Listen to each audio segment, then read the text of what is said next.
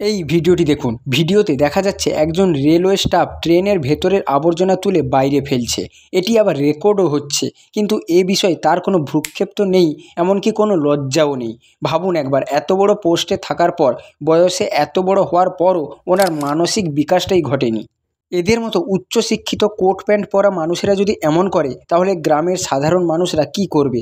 Question হচ্ছে, এই মানুষটা একজনই যে এমন করছে? না, মোটেও না। শুধু ধরা পড়ে গেছে বলে মনে হচ্ছে। আমাদের সমাজে এইরকম অনেক উচ্চশিক্ষিত সমাজের মাথায় থাকা মানুষ রয়েছে, যারা প্রতিনিয়ত এইরকম করেই থাকে।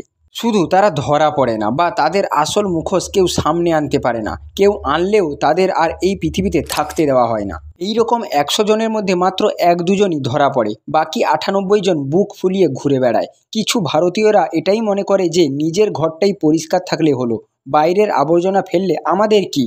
এই কারণের জন্যই ভারত আজ এক অতি নোংরা দেশ বলে খ্যাত। ভাবুন।